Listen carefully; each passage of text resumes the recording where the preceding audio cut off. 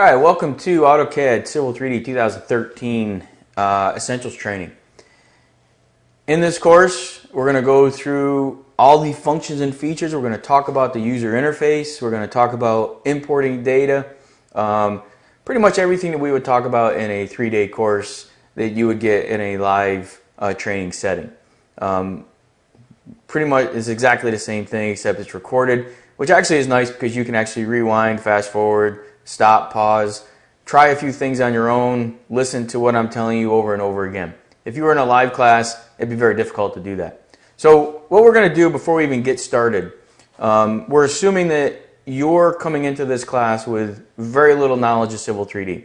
You've probably used Land Desktop or you've probably used some other civil design software application.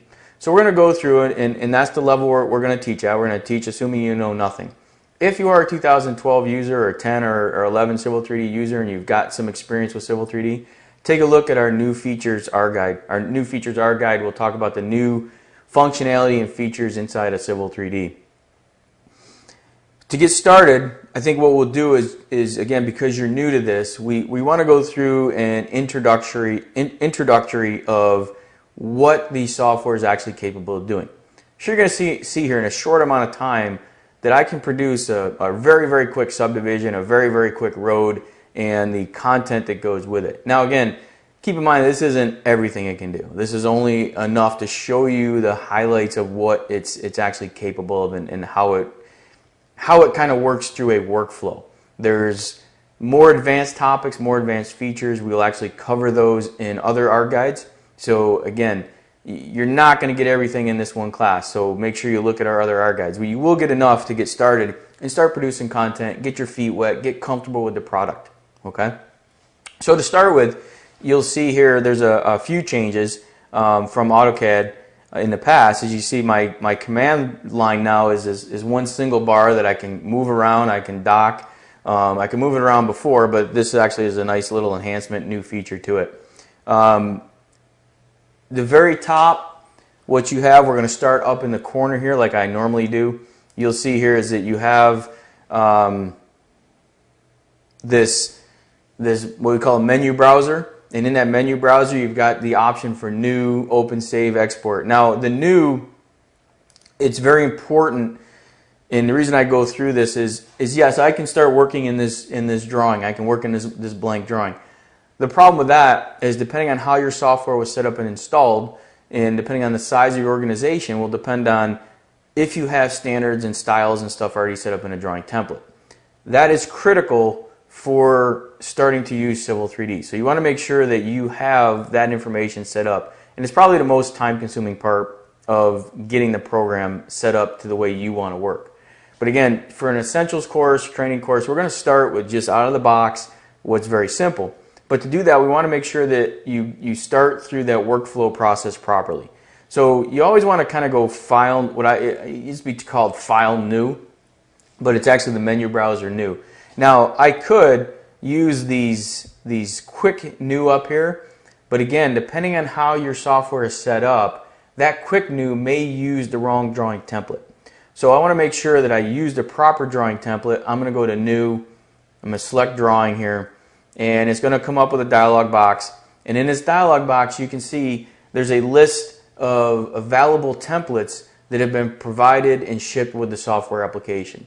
You can always start with this one, modify it, and make changes to it, and we'll talk about that through the course of how to set up a style and how to create a label style. Right? So I'm just going to start with this imperial template because I want to work in units of feet.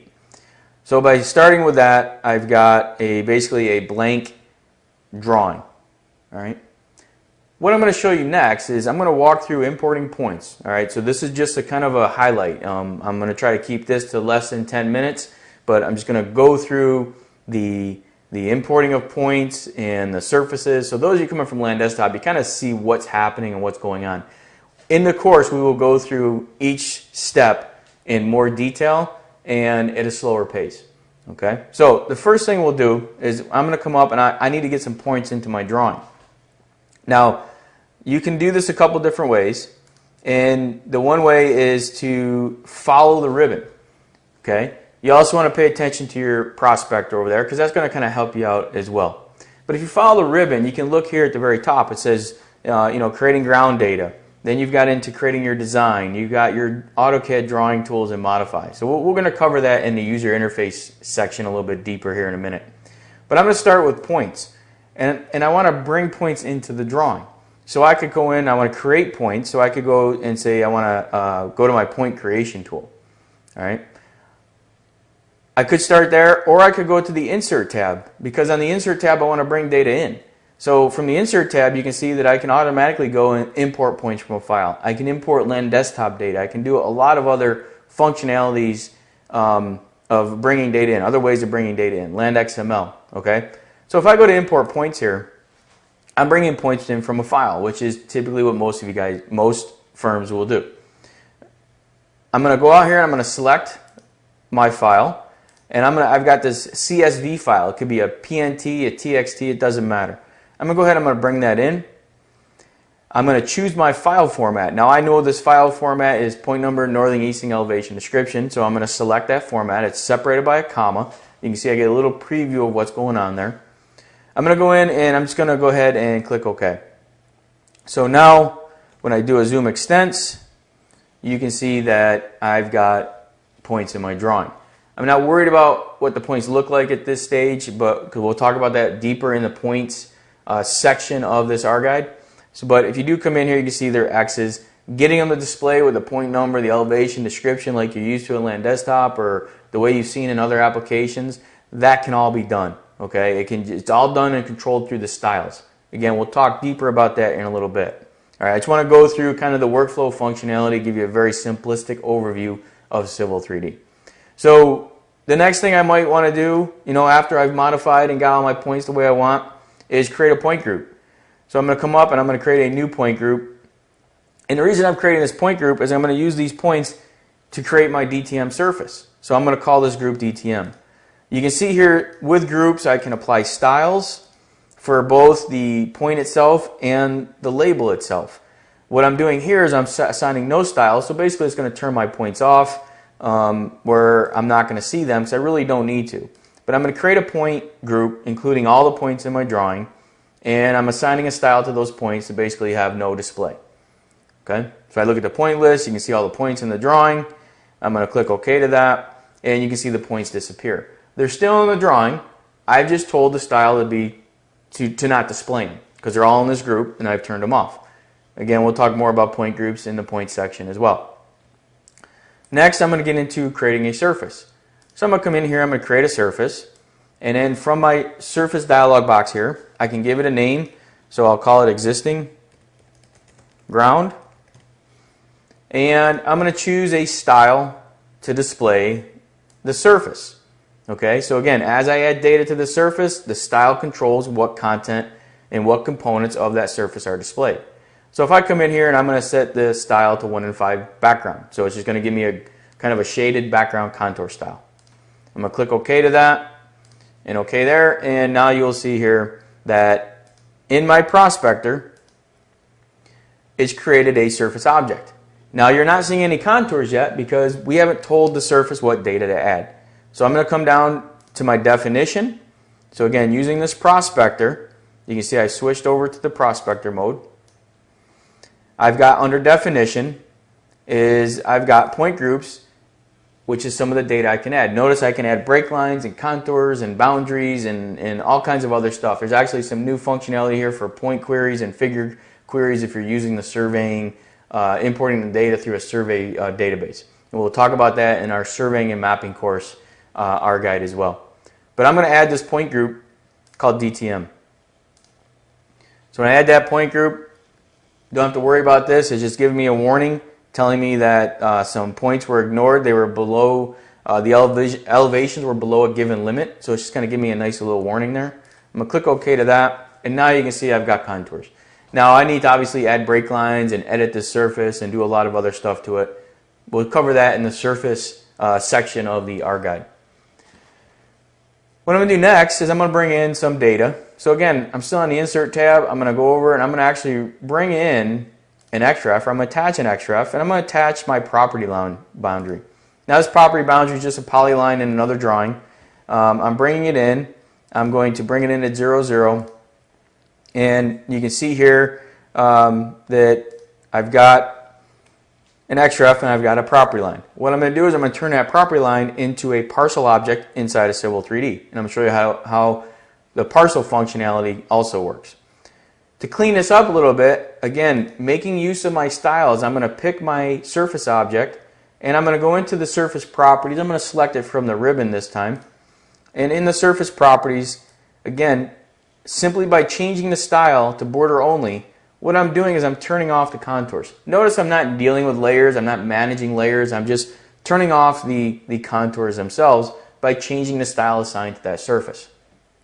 What I'm going to do next is I'm going to go back to my, my Home tab and I'm going to create parcels. I can create parcels using the parcel from objects or from the layout tools, and we'll show you a little bit of both here. From a parcel from objects, I can use lines, arcs, polylines. I can convert lines, or I convert, basically I can use lines, arcs, and polylines. Or notice I can go right from the XREF. So I'm going to go X for XREF, and I'm going to pick this one of the lines, and I'm just going to do a window around the rest of the lines to make sure I get them all. And when I right click, it's going to come up, it's going to ask me for my site, my parcel label style, and I can even put labels on the segments themselves. So I'm going to go click OK to that, and now you can see that I've got a parcel with properties, I got labels on the lines. Again, very simplistic, maybe not the way that you're going to go through your workflow, but just showing you the functionality that this has. Now that I have that parcel, I can do other things. I can make an alignment, I can subdivide this parcel. So I'm going to show you a couple different other functionality here as well. I'm going to go up and I'm going to do an alignment. And I'm going to create an alignment using layout tools. I could use a polyline and convert that polyline to alignment, but if you get used to the layout tools, they're much easier to use throughout the application. So I'm going to choose my alignment and I'm just going to call it Main Street. So you can see I can give it a name right here, call it what it is, alignment A, alignment B, road 1, road 2, whatever. I'm going to put it in the same site as my parcel so that this alignment splits this parcel in half because I'm creating a new subdivision, let's say. So I'm going to go and I'm going to choose the major and minor only labels for this particular alignment, and I'm going to choose a style to display the geometry of the alignment the way I want to see it using this layout tool or layout style. So I'm going to click OK, and now on my toolbar here I've got these toolbars that I can use to create all kinds of different alignment segments and components, whether they're lines or curves. But I'm going to use the tangent with curve tool, which is probably one of the easiest ones. And it's going to ask me for a starting point. So I'm just going to pick a point over here, and it's asking me for my next point. So I'm just picking where my PIs are. And when I select my PIs, you can see that it's automatically fitting a curve in between the two tangents. Okay, so again, this curve setting is done up here. So it's putting in a minimum curve with a 200-foot radius in between those two tangents. It's kind of nice is if the tangents aren't geometrically set up properly and that curve can't be created, it won't create the curve. It'll still put the tangents in but not create the curve. Again, we're going to talk more about alignments and their features and functionalities here in a little bit. Just to kind of clean this up a little bit, so you can see the curves, I'm going to change the color. All right, so we're just going to make it an orange color here. So you can see where my orange is, my curve, my tangent segment's in red. Kind of get to see that a little bit better that way. All right, so now that I have an alignment, notice it split my parcels in half. I can come up and I can create other parcels such as a right-of-way parcel. So I can select these two parcels, and with a right-of-way parcel I can tell it that I want a 50-foot right-of-way. I want to clean it up at the boundaries. I can also clean up at intersections if I had another alignment coming through here. Okay, so you can see it's created a right-of-way or a segment parcel on both sides of the alignment. All right, so it's got a frontage boundary now for my property here. What I'm doing next, I'm just going to use my parcel creation tools And I'm going to use this tool here just to draw in a segment line going from this corner here, and I'm going to just go ahead and bring it in over here. Now again, there are some tools that will allow me to better define this this functionality, or this bearing. I've got transparent tools over here behind me that will draw those by bearing and distance, angle and distance, all kinds of other functionality inside the software. So there is precision input. I'm just picking things quickly here. Okay, but notice when I added that line, it actually added or created a parcel in that section right there. Okay. Now, if I go back up and I go to my parcel creation tools, I've got my automatic sizing tools. In my automatic sizing tools, I can do the create slide line create, where I can come up in here and I can choose the area of my parcel. I can choose my minimum frontage and other properties such as the frontage offset, the multiple solution preference. A lot of different parameters I can set here in this dialog box. Once I set the parameters I want, I select the parcel I want to subdivide. I define my frontage along the along that parcel line where I want my calculations to be made. I specify an angle for my parcel lines, or I can go bearing and azimuth, and then it gives me a nice little preview showing you the parcels that I've created in my drawing. If I like those results, I select enter, and now I've got a subdivision subdivided with parcels. I can come in and put my labels on it, bearings, distances, so on and so forth. Okay, so again, parcels, very simple to create, very easy to use. Okay, moving on, I want to profile the center line of this road. Now I could have done this before I did my lots. I could do it after. It doesn't really matter. I'm just going through this this workflow here. The nice thing about Civil 3D is when you pick an object, you'll notice up top that it knows that it's picked in alignment. So I picked this object. I've got this context sensitive ribbon up above. It's showing me that it is in alignment, and I've got tools that I can add labels. I can go and modify the geometry. I can analyze it. Also on the end, right here, I got the launch pad. The launch pad kind of steps you to that next step. What might you do next with this alignment? Maybe you want to do an offset alignment. Maybe you want to create an intersection or a corridor. What I'm going to do here is I'm going to create the surface profile. So again, this is just like taking your alignment, sampling across your existing ground to create a profile view along that alignment, or in some countries, or some people call them long sections. Okay, so I'm going to go ahead and I'm just going to click on add. So what I've done here is I've sampled the alignment along with the surface across, the alignment across the surface, creating a surface profile. I'm going to go ahead and draw it in a profile view. It's going to come up. I have a wizard that's going to walk me through the properties and the steps of creating this view, picking the styles and all the other parameters. I'm just going to go ahead and say create profile view. And I'm going to drop in my profile view right about here, and you can see that it's created the profile grid with the surface profile in the middle. Now again, this is dynamically linked, so if I was to come up here and select this alignment, if you watch the profile, as I move this alignment around, okay, notice the profile changes and updates. Okay, so the alignment is linked to the profile. The profile is dependent on the alignment. It's also dependent on the surface, because this is a surface profile. So again, this is part of that whole model-based design concept. And you're hearing more about BIM, and you've heard about it for a while. This is model-based design. You're building basically a model, and the software reacts accordingly. Now that I have that profile view, I'm going to come up here to this profile grid. Same concept here. Notice I don't have to know where the create profile tool is. I don't have to know where the command is in a drop-down. All I have to do is pick the graph, the grid, because I know that a profile for a design needs to be on that graph. So by picking the graph, my context sensitive ribbon up above shows me on the launch pad the profile creation tools commands. So again, it's kind of stepping you through the workflow. So if I come over here, I've got my create draw or profile draw new. It gives me my name. I can choose my style. So I'll choose layout again. I can choose my label set and click OK. I get another toolbar. This toolbar, just like my alignment toolbar, provides all the functions for creating a vertical profile or a design profile. Again, I've got draw by tangents, tangents with curves, curve settings. I can do all kinds of other operations to this to create this profile. I'm going to use simple one, draw tangents with curves. I'm going to pick here as my starting point. I'm going to put in a couple of PVIs here.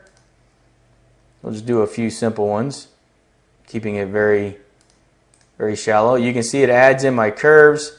I can come in and I can grip edit my PVIs so I can change that design or that layout profile. All right, so I know where my curves are. I've got my labels up top. You can manipulate these and move them around the way you want. Turn off my snaps, make it a little easier. So now I have a design profile. All right. Again, if I don't like the way it looks, the display, it's all based on the style. The style is a property of the object. So I'm going to change its style. And now you can see that it gives it a different look just by changing the style. So again, styles control everything, and you're going to hear us say that throughout the entire course. All right. So now I've got my profile.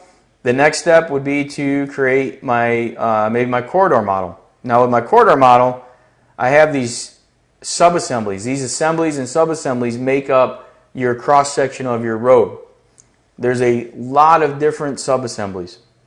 These here are common assemblies used for intersections and roadways, but then you've got all these different tabs for basic, for different lanes, for different shoulders, for different curbs. You've got kind of a whole gamut of functionality or different sub-assemblies, a whole different set of them. So I can go to daylight. I got generic ones. There's retaining walls, trench pipes, bridge and rail, all kinds of different sub-assemblies in here now. Okay, so I'm just going to go back and I'm going to use the assembly, basic assembly here. And when I drop in this assembly, I'll show you just picking a point in the drawing where it's at. I'll give you a little preview of what it looks like. You can see there it's got my lanes, curb and gutter, sidewalk, and it's going to daylight out. Okay, now what I'm going to do next, I'm going to create the corridor. The corridor basically is the road, basically the road network. Okay, and it's going to create the model of the road based off of my horizontal alignment, my layout design profile, and the sub-assembly. So if I use the corridor tool up on my ribbon, I'm going to create the corridor. New dialog box for 2013, very nice. I can just select the alignment I want. I'm selecting the profile that I want to use. I want to make sure I use my design profile. I can choose the assembly that I want for basically the main road. Again, this is a very simplistic road. When you really get to the corridor modeling, you're going to have different assemblies, different regions. It's something that in itself you could spend a few days just getting taught on that. So again, nice new feature here. Kind of picks everything. I want to set my target. So my target is going to be my existing ground, so that's going to daylight to the existing ground. I can actually have it set the baseline and region parameters as well. So if I click OK to this, it's going to bring up a dialog box, and in this dialog box, this is where I can come in and I can create and change and add different regions. Okay, again, this is a very simplistic road. We're not going to get into creating regions and different assemblies and stuff. We'll cover that in our corridors, our guide. We go much deeper into the corridor modeling in that particular guide.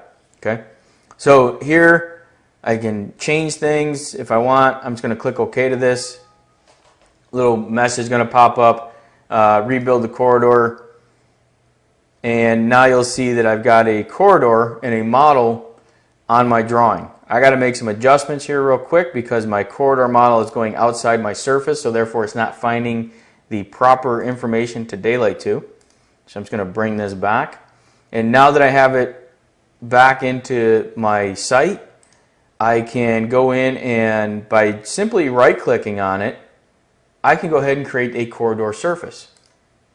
The corridor surface is going to give me contours.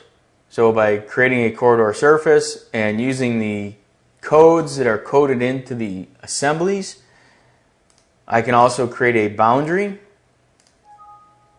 I'll go ahead and rebuild the corridor, and now you'll see I've got contours on my corridor model. So that quickly I've taken an alignment and a layout profile and an assembly, and I've built a road model with a surface. If any of those components change, this surface will update automatically. Again, the model much more powerful than ever it was in Land Desktop or any other design application. Now that I have that, I can do other things. I can do more grading features. So if I want to grade the lots, I've got feature lines that I can do that with. I got grading tools to daylight these feature lines. I can create intersections if I was going to put an intersection through here, roundabouts, so on and so forth. All right, so you got roundabouts as well. Notice with very simplistic tools, I didn't go through all the tools up on the ribbon, but look how much content I've created. So it's just kind of this workflow of picking the object, looking at the context-sensitive ribbon, looking at the launch pad.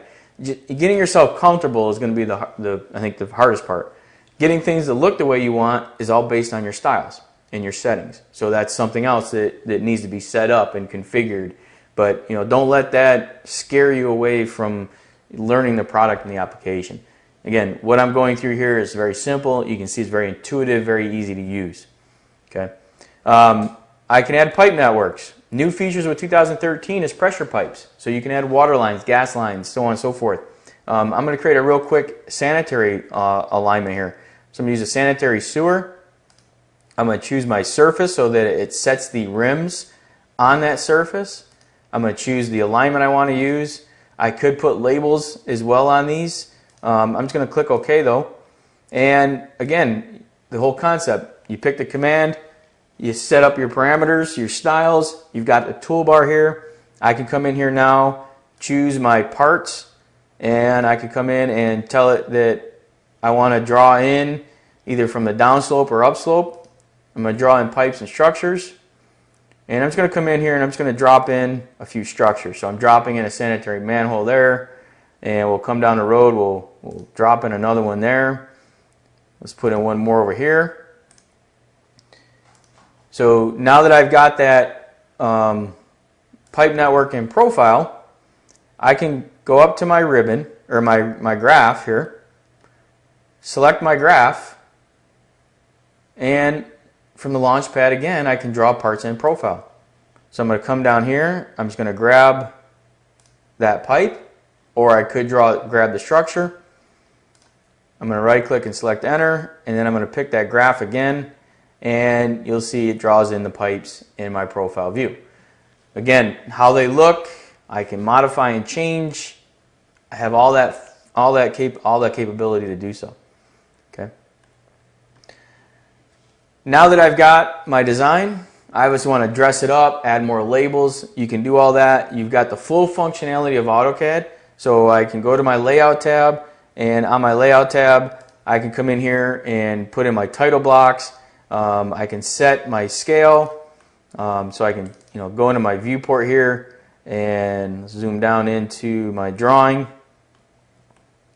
and I'll just do a quick little regen. Now I'm trying to fit this whole project on an 8.5 by 11 sheet, so I'd have to actually change my layout tab size. But while I was here, I wanted to show you with the new features of AutoCAD in Civil 3D, I've got some nice new elements for layouts. I've got a legend and a north arrow, and I can put in a reference system. I can put in certain display maps.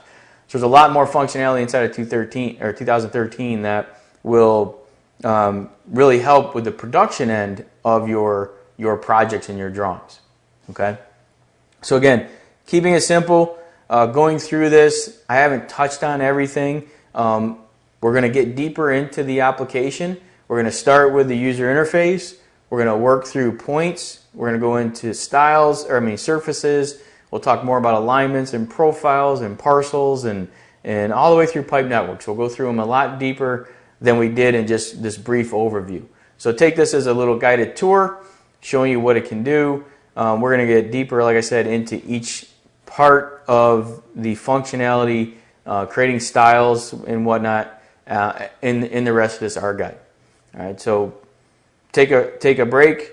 Let's go and download the data set. Make sure you have that, and then get your software set up, ready to roll. And we'll start off with the user interface next.